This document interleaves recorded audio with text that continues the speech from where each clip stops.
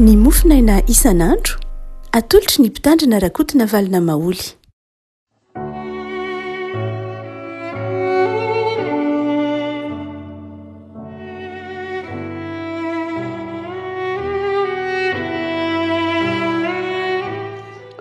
Fanaraba antsika rehavako tratra ity talata 7 ny volana febroary ity. Ny mofinaina izay voalahatra ao antsika dia ny bokin'ny Exodosy.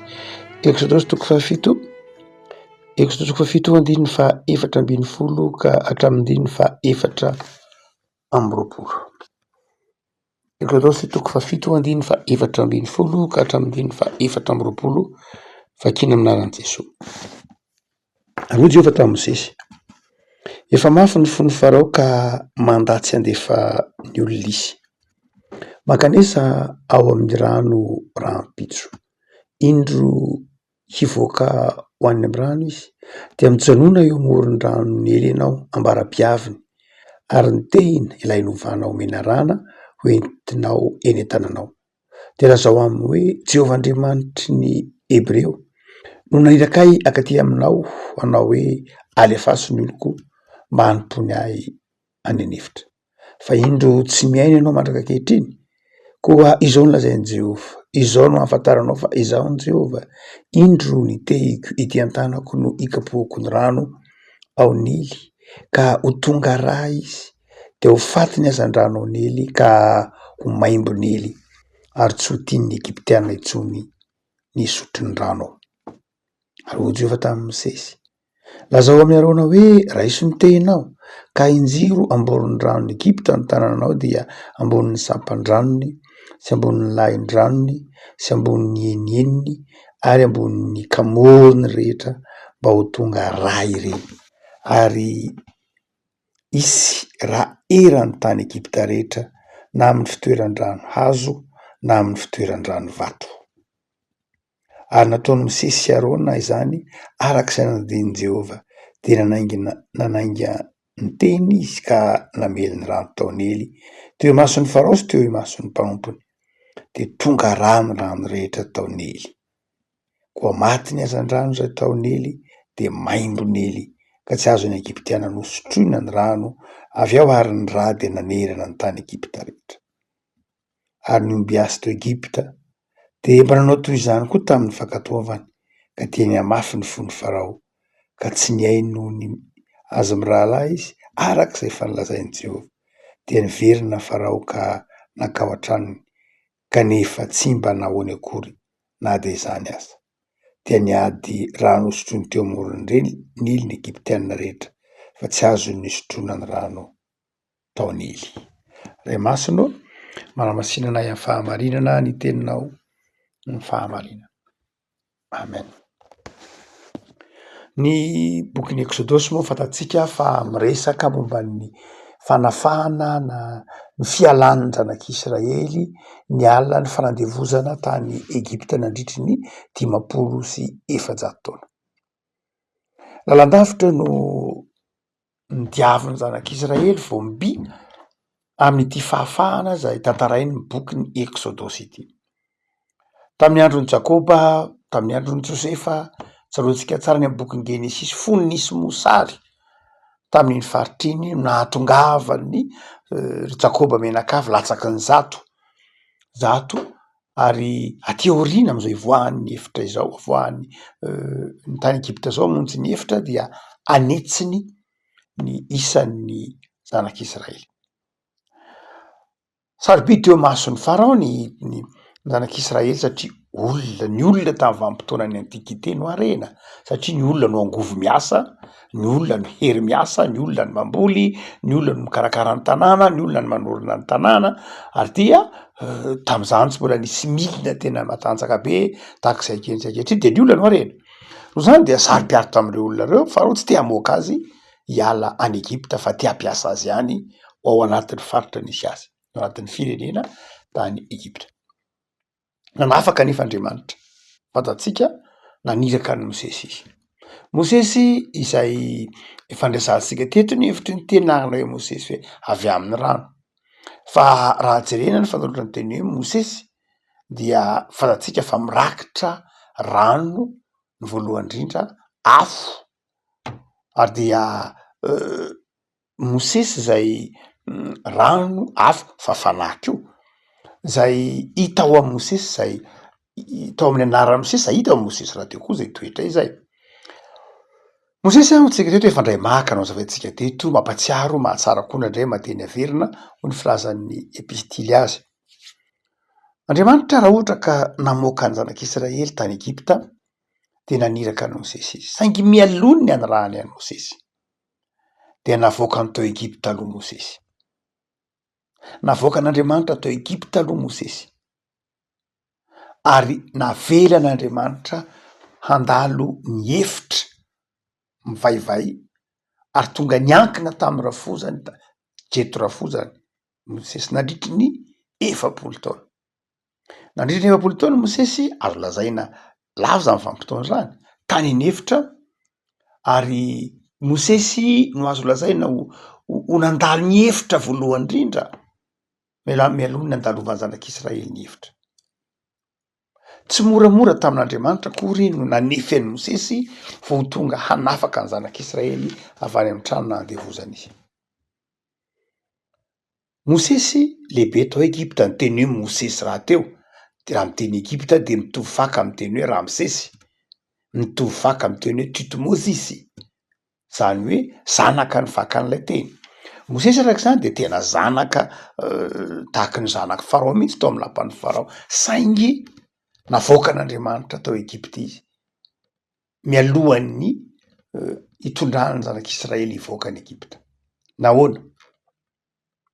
Raha mbola tao Egipta Mosesy, raha mbola tao andapan'ny Farao Mosesy de tsy afaka nitondra fahafahana ho an'ny zanak'Israely izy. Fa navoaka an'Andriamanitra tany anefitra aloha izy mba hiomanany nampandalovon'Andriamanitra ny hefitra izy.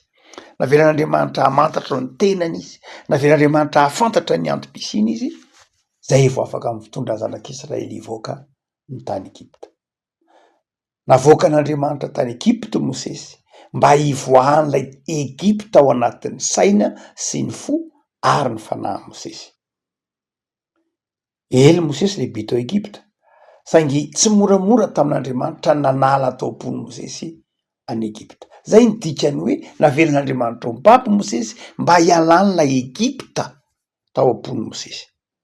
Ary rehefa afaka tao am-pony Mosesy ny Egipta satria tany anefitra izy, satria niona tamin'Andriamanitra tao amin'ilay Romain mirehitra izy, afaka tao am-pony Mosesy Egipta.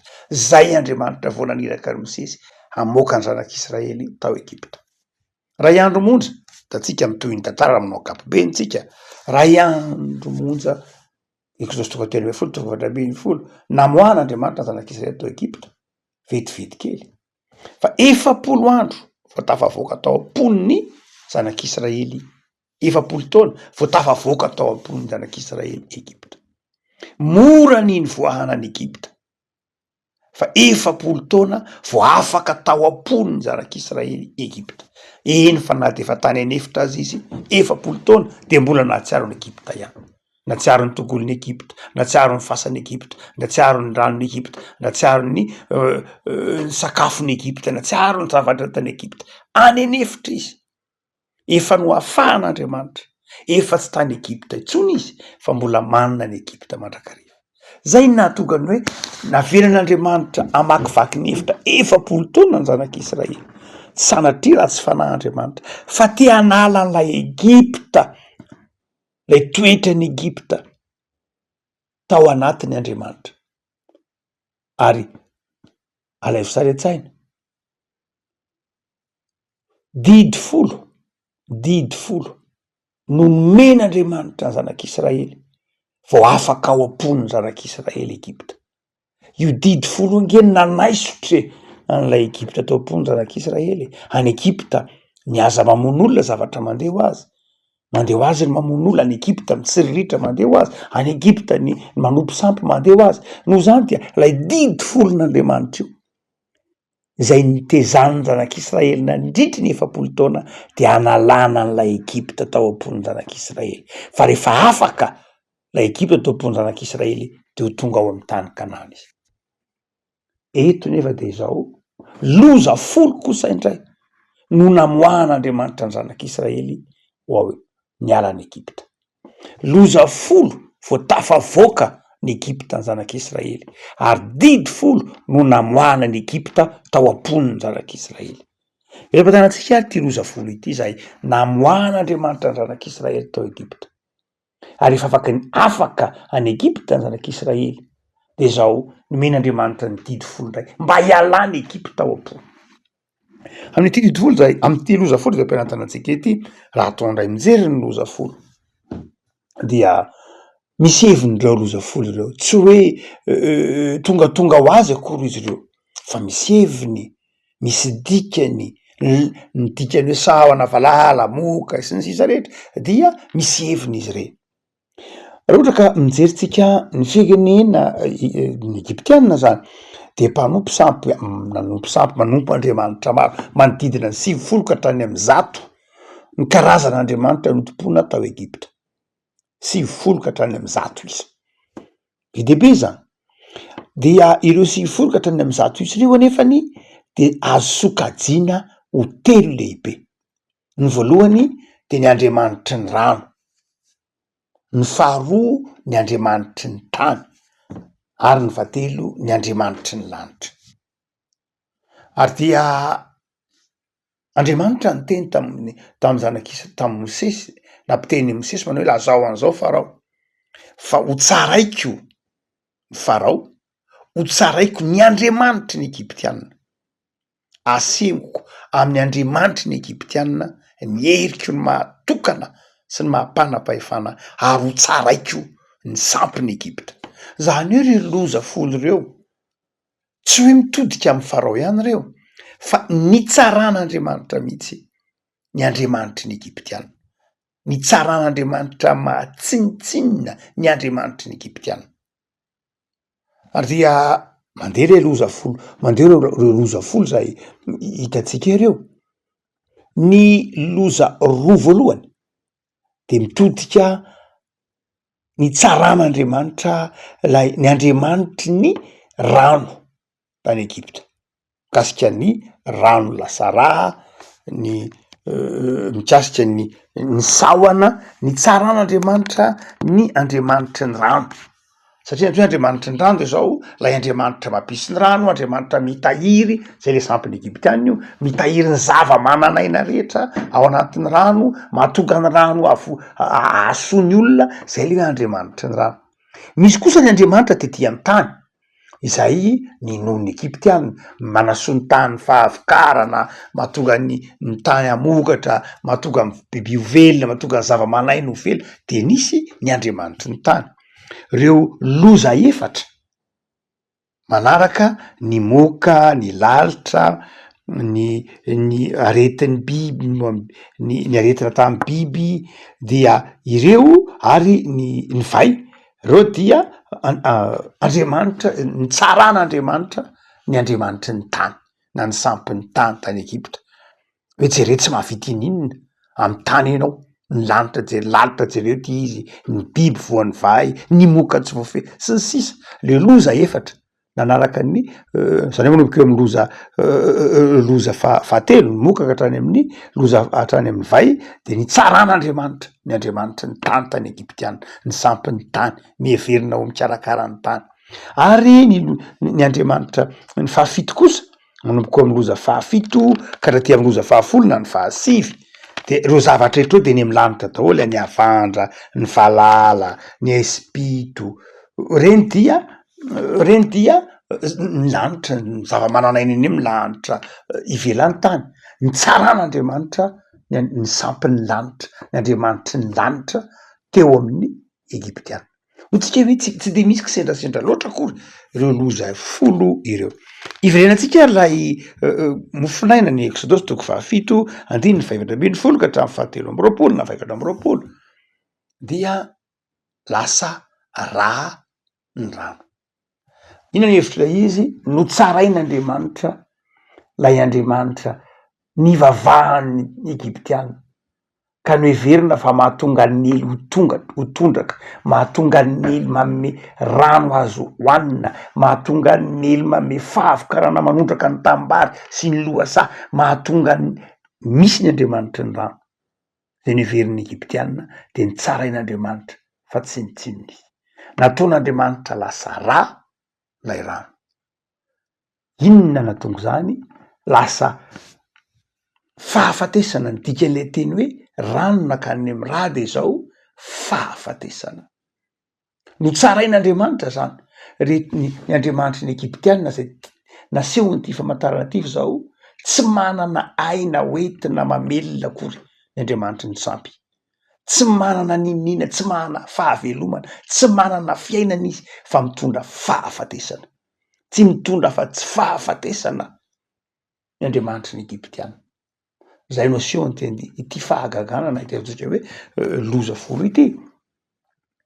Fitsaran'Andriamanitra, firazan'Andriamanitra amin'ny Egyptianina fa izao tsy mahay mitondra fiainana zany ny Andriamanitra tompoko, tsy mitondra fa tsy fahafatesana, tsy mitondra fa tsy fofona maimbo iteneny hoe maimbo nanodidina rehetra, fahafatesana, fahalovana, faharatsiana, loto zany noentin'ny sampiny Egyptianina zay nireharehan'ny Egyptianina. Ary amin'ity eto am-pelatanantsika ity, inona moa ny fitaovana teny am-pelatanan'ny Mosesy? Ny tehina, ny finoana. Iny ny tehina iny, iny ny finoana. Iny tehiny Mosesy iny, tsy nanana n'iny tehiny iny Mosesy raha tsy tany anefitra izy. Tsy tany Egypta ny nazahoan'ny Mosesy ny tehiny, fa tany anefitra ny nazahoan'ny Mosesy ny tehiny. Zany hoe tao anatin'ny fangiry firiana tany anefitra, tao anatin'ny fijaliana sy ny fiafiana tany anefitra no nazahoan'ny Mosesy an'iny tehiny iny. Zany hoe io finoana nananao io zay ampiasainao miatrika ny zavatra tian'Andriamanitra ataonao, tsy ao anatin'ny fahafenona amy lafiny materielina akory no anananao azy, fa ao anatin'ny fiankinana amin'Andriamanitra tany anefitra, ao anatin'ny fotoana ahatserovanao fa tsy misy azonao iankinana fa tsy Andriamanitra irery ihany de mipoitra ny tehina. Tonga ny tehina, ny finoana, ny faharetana, ny fitiavana. Fiavako raha amin'ity mofonaina zay hoe am-pelatanantsika ity ary dia aseho an'ny tompo takatsika reto zavatra roa lehibe reto. Voalohany de zao, tsy misy fiainana afa-tsy ao amin'Andriamanitra, tsy misy fiainana afa-tsy ao amin' Jesosy. Ivelan'i Jesosy de zao, zay ireharehan'ny olona de zao tsinitsinina, lo faharavana. Fa rehefa eo Jesosy de manjary tonga aina sy fiainana ny isan'androtsika. Am'ty andininy ty rehefa malala de zao, ny didon'ny olombelona, ny fiheveran-tenan'ny olombelona ho mahavita tena, zay io Andriamanitra tsarain'Andriamanitra, io Andriamanitra sampy tsarain'Andriamanitra io. Zay io tian'Andriamanitra ho tonga raha tsinitsinina, tonga fahafatesana, ny fahamafisam-po, ny fanamarina tena, ny fiheveran-tena ho zavatra, ny tsy fananana fonotsetra, ny tsy fiainonan'Andriamanitra, io tsarain'Andriamanitra. Le afako malala esoritsy ao anaty ny hamafisam-po, ny fanamarina tena, fa manamaimbo ny fiainana andavanandro, manamaimbo ny fo, manamaimbo ny fisainana, mandoto ny fisainana, ny hamafisam-po. Ny hamafisam-po na ny fireharehanana, ny fizahazahoana de zao fitaovan'ilay ratsy mahatonga ny fiainatsika ho tsy mahafinaritra, mahatonga ny fiainatsika ho tsy misy fifaliana. Ary de am'ty andininy ty ary de zao, tian'Andriamanitra ny ananatsika fo feno fifaliana, fo madio, fo miankina amin'Andriamanitra, fo zay esorin'ny tompony fo ratsy ato anatsika ka solomy fo vaovao. Afako am'ty andininy tsotra masiny ty ary de zao, efa raraka tamy tany lay rano Kristy, izay tsy afatsy akory fa lay loto lay toy ny rà Nily izay efa loto de nanjary tonga vaovao reo noho ny amin'ny rano Kristy, manjary tonga fiainana. Ny afaka malala afatra anao am'izao talata izao, fiainana Jesoa. Rehefa nombona tamin'ny azo fijaliany Jesoa ka notsondronina ny lany voy, ny filazantsara ka ny Jaona de zao nisy rano sy rà nivoaka teo amin'ny lany voy. Io lay fiainana, lay rà zay lay fahafatesana ity asehony ty ao nily ty de zao nanjary efa tonga rano madio ndray satria eo Jesoa. Afaka malala aza miala, aza misaraka amy Jesoa. Ao amy Jesoa ihany misy ny fiainana. Rehefa tsy ao aminao Jesoa, rehefa tsy ao amy Jesoa ianao de tsisy fiainana. Fa ny faharoa zay asehony ity mofinaina ity afaka malala izay anehoan'Andriamanitra ny heriny sy ny fahefana. Dia zahatra faharoa zay asehony ty andiny ty de zao zava-dehibe ny fankatoavana. Rehefa mitenitsika hoe finoana de teny ray ihany amy dikany teny hoe mankatoy io, manaiky io. Dia rehefa nankatoy nanaiky nanaraka ny baikin'Andriamanitra Mosesy sy Arona de io fa resy lay Andriamanitra ny Egyptianina lasa rà ny ranony Nily. Eo Andriamanitra fa eo Mosesy sy Arona nakatoy nanaja ny baikin'Andriamanitra.